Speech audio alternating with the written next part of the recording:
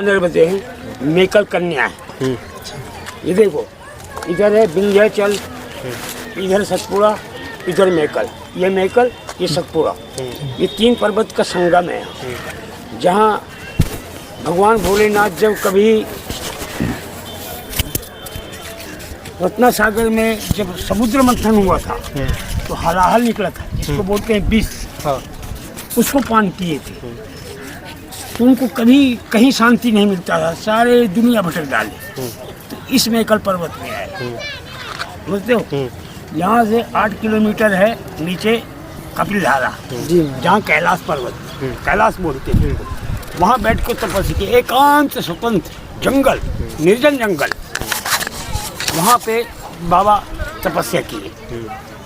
उनके कंठ से माँ नर्मदा प्रकट हुई, और प्रकट होकर के धारा, यहाँ जो सामने मंदिर है ना, मंदिर के अंदर कुंड है, कुंड के अंदर बांस के भीरा था, वो बांस की जड़ से प्रकट हुए, समझ लो। वहाँ बंसेश्वर महादेव भी हैं। वो धारा चल के यहाँ से चलती है, और चलते चलते चलते चलते कहाँ तक जाती है, रत्ना सागर, गुजरात, खंभात की खाड़ी में इसका संगम है। और एक ऐसी धारा है, सब नदियाँ तो पूरब की ओर गई है, पर ये पश्चिम की ओर गई है, पूरा पहाड़ तोड़ते हुए। ये नदी ऐसी है, माँ नर्मदा हमारी ऐसी है कि पश्चिम की ओर गई है, बड़े बड़े पहाड़ पर्वत तोड़ करके पश्चिम की ओर पहुंची है। मतलब विपरीत दिशा में माँ नर्मदा बहती है। हाँ जी जी जी, विपरीत दिशा में गई है। अब इनकी महिमा अनंत है। यहाँ ये अभी इसमें आएगा बैसाख में जी, गंगा दशहरा। गंगा मैया खुदे पाप धोने यहाँ आती है। अच्छा, गंगा मैया यहाँ आती है। गंगा मैया अपने पाप धोने को यहाँ आती है, क्योंकि उसके वहाँ भी कितनों अनंत पापी जाके पिंडदान करते हैं, और कई कई पुण्य करते हैं, क्या करते हैं ना, तो उससे वो लग जाती है। तो माँ नर्मदे में वो स्वयं अपने पक्ष पाप को मोक्ष करने के लिए यहाँ आती है। तो यहाँ कपिल संगम है, यहाँ से 1 किलोमीटर नीचे कपिल संगम है। वहाँ पर एक ऐसी गुप्त धारा आई है, जहाँ उनका संगम होता है, वहाँ उनका मिलन होता है। ते नर्मदा जी हमारे ऐसे हैं, अनंत काल से चल रहे हैं। इनकी महिमा तो अनंत है। इनका गंगा 3 दिनों में देती, जमुना तुरंत बाद ही देती। पर रेवा का दर्शन करके मनुआ फल पाता जी भर के, इसका दर्शन मात्र श्री पुण्य मिलता है। आप स्नान करो या न करो, ऐसे जल का स्मरण कर लो, दूर से दर्शन भी कर लोगे तो आपको उतने पुण्य मिलेगा। मतलब जितना गंगा जी में नहाने से मिलेगा, उतना इनके बस स्पर्श से ही मिल जाएगा। उनके 3 दिन बाद की मिलेगा, जमुना 7 दिन के बाद देगा जी, पर नर्मदा जी तुरंत देती है। अच्छा, मतलब महाराज जी, यहाँ पे कहा जाता है कि नर्मदा जी में हर कंकर ही शंकर है। हाँ, इनकी महिमा थोड़ा सा जानना चाहेंगे। देखो, यहाँ का जो कंकड़ है ना, वो पूजनीय है। उनमें स्थापना की जरूरत नहीं है, प्राण प्रतिष्ठा की जरूरत नहीं है, ये स्वयं शंकर है। इनको कंकड़ को जहाँ भी लेकर रख के अपने मनो इच्छा से पूजा करोगे, आपकी इच्छित फल देने वाला है। ये नर्मदा जी का एक कंकड़ भी उठा लोगे अपने स्वेच्छा से, और जहाँ भी लेकर के इनका पूजा करोगे, इच्छित फल देने वाला है। और जगह के शिवलिंग है, उनको स्थापना करवाओगे, प्राण प्रतिष्ठा करवाओगे, पर यहाँ का एक कंकड़ महान है, स्वयं शिवलिंग है, स्वयं शिव जी है, स्वयं शिव है। मतलब उनको स्थापना की जरूरत ही नहीं, वो साक्षात शिव हैं। जी। मैं बाबा राम किशन दास आपके बीच में जो भी छोटी मोटी जानकारी दी हूँ, उसके लिए क्षमा चाहिए। नर्मदे हर जय।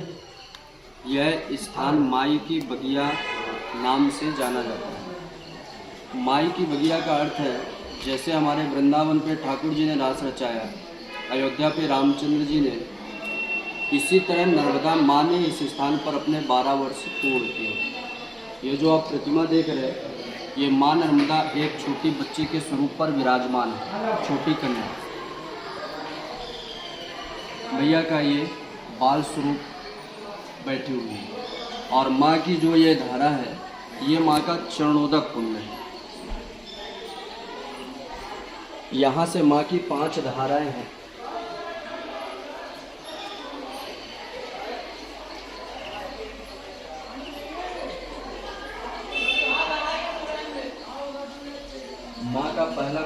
चरणों का कुंड, दूसरा ये जो आप कुंड देख रहे हैं, माँ की परिक्रमा होती है जो 3200 किलोमीटर रेंज की जाती है, जो सर्वप्रथम मार्कंडे ऋषि ने किया था 3 साल 3 महीना 13 दिन। ये माँ नर्मदा परिक्रमा का नियम है। जो परिक्रमा करते हैं वो इस स्थान पर आकर अपना संकल्प का आधा जल छोड़कर आधा पुनः भरते हैं। उसके बाद ये कुंड का जल ओमकारेश्वर में अर्पण होता है।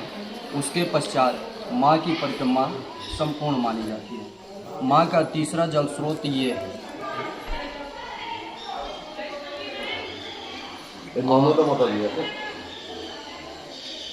और यहाँ पर माँ के 5 जल स्रोत हैं।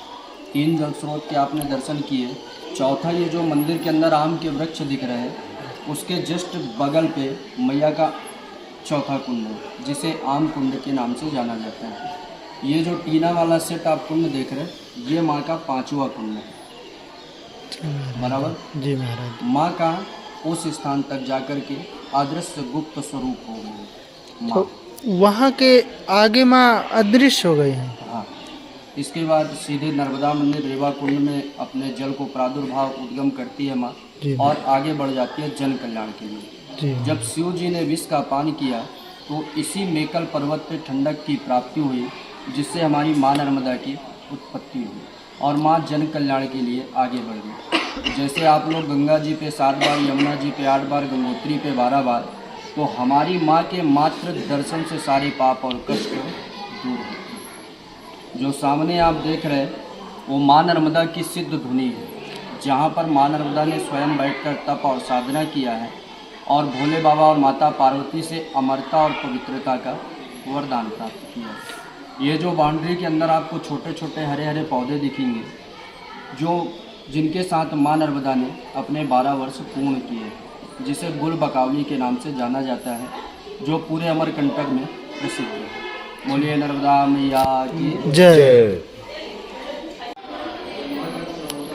ये चौथा कुंड है माता का, आप देख सकते हैं साथियों। जैसा कि महाराज जी ने वीडियो में बताया कि ये माता का चौथा कुंड है। यहाँ माता जी विराजमान है।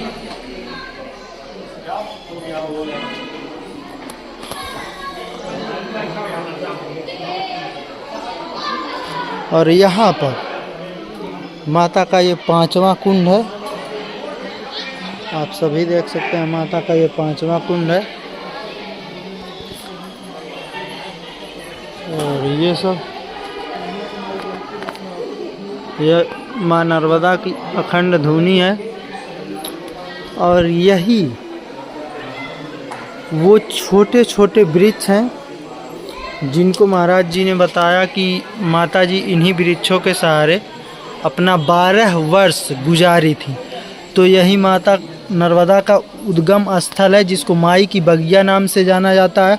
और इन्हीं 5 कुंडों के बाद माता जी विलुप्त हो जाती हैं, फिर जाकर जन कल्याण के लिए महाराज जी ने बताया आगे निकलते हैं।